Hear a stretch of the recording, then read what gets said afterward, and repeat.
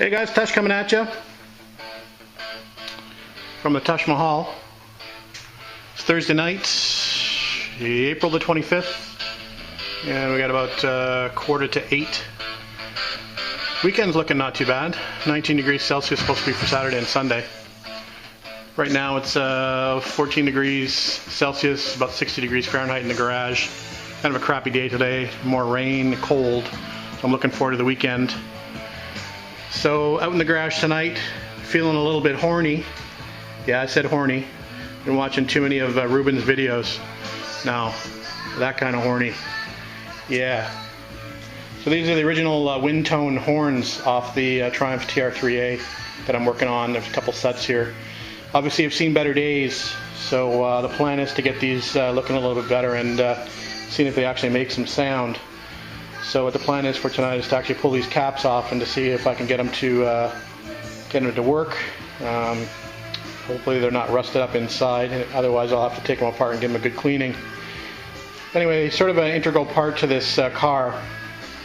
Of course, this car that I'm working on was a race car, so it didn't have horns on it for the race car. So these I've managed to pick up at a couple swap meets. You can actually see on the box it says sold Tush on there, so I think I got these from a buddy of mine. Anyway, these are pretty front and center when you do a rebuild on a TR3.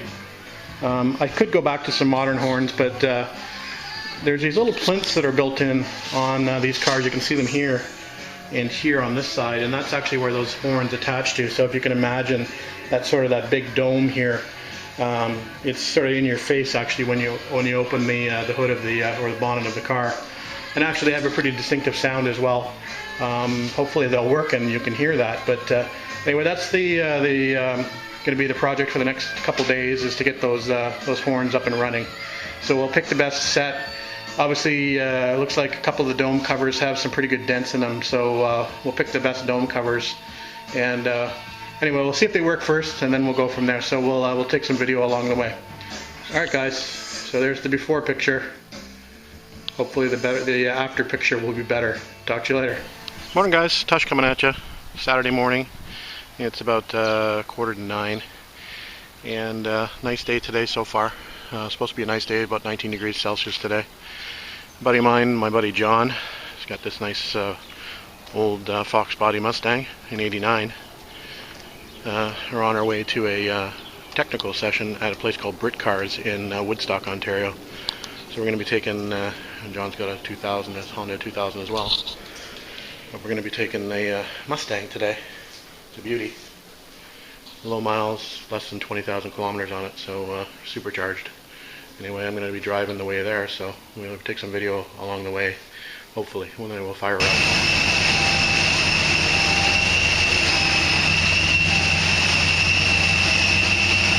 Yeah, baby.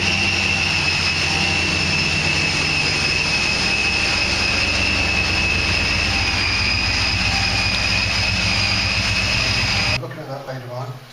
None of the Triumphs use the integral float, but we'll touch on it because it's MGs that some of the MGs. And then we get into the later ones with the emission control. The mysteries of how they arrive at the numbering is quite easy. H1, you've probably never seen H1 at this base. This is held into the carburetor base. I've got the needle sitting there.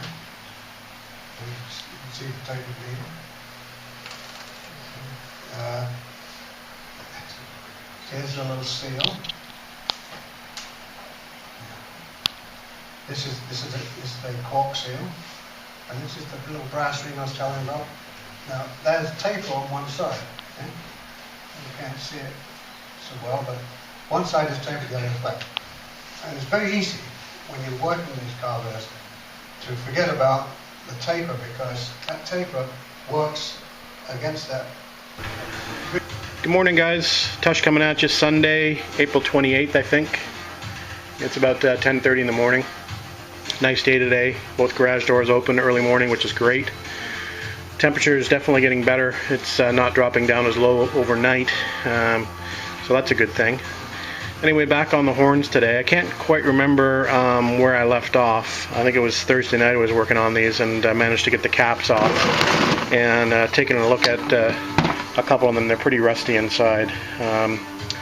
So there's two that are quite rusty, are fairly rusty, and then there are two that actually look pretty good. This one looks pretty good, and this one looks pretty good. Now, fortunately, I need a high and a low tone. So this one is a low tone, and this one is a high tone. You can sort of see, I don't know if you can see it on the camera or not, but you can see it says L there, and it says H there.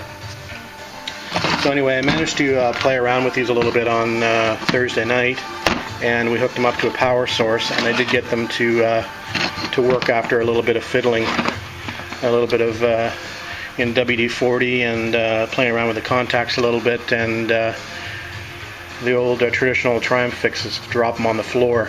So I dropped one of them on the floor, and after I dropped it on the floor it worked perfectly, so that'll teach you something.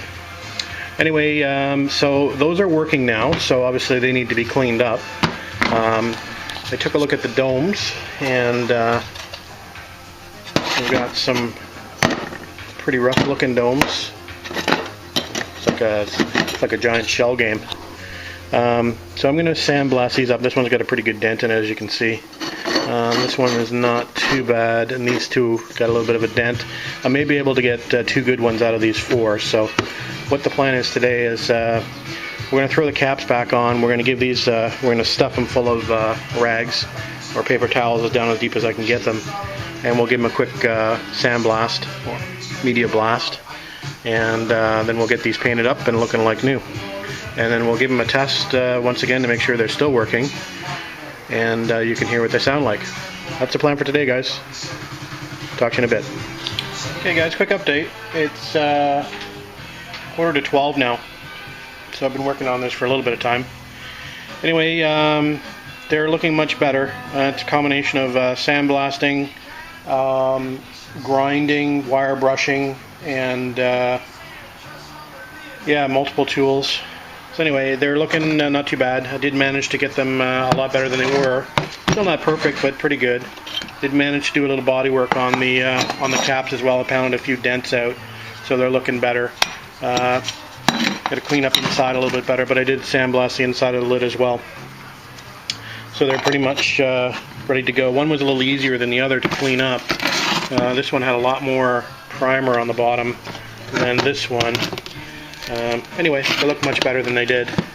So I think what we'll do is I'm going to go through the paint bin and decide what I have to paint these with. I think the caps I may do with the Pour 15, and the horns themselves I might do with just a, I think I have some Eastwood Underhood Black, so I may just do that, prime them, and do that with a rattle can. So anyway, I'll check out what I have, and we'll do that, and we'll come back.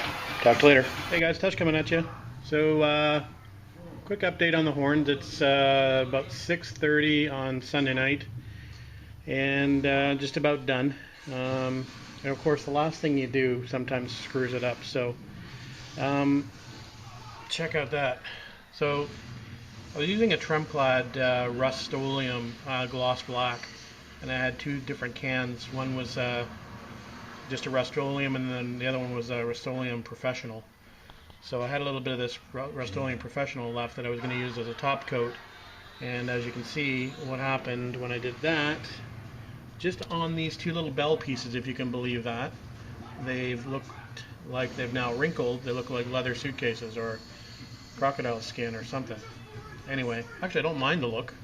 It's just not supposed to look like that. The domes turned out pretty good. They're over here. So there's the domes. They look a heck of a lot better than they were. So I'm happy with those. Just the bells are a problem. So I'm not sure whether I'm going to leave those or fix them up. We'll wait and see. Anyway, I was just playing around with the horns too to make sure they worked after all my painting. So just wired them up on the battery, and let's see what we got here. There's one. See if we can do this one-handed.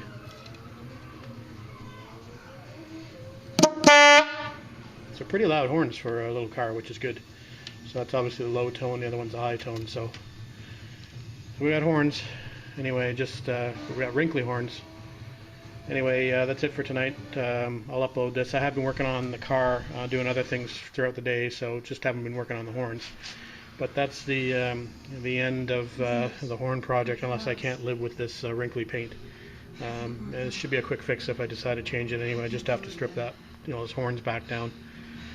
But we'll see how they turn out, and we'll see if that looks like that paint's actually going to stick there, and we'll go from there. All right, we'll talk to you later. That's one more shot of where we started from. So there's here's what the original horns looked like. Pretty rusty. Anyway, there's the new and improved horns. So anyway, that's it for now. Talk to you later.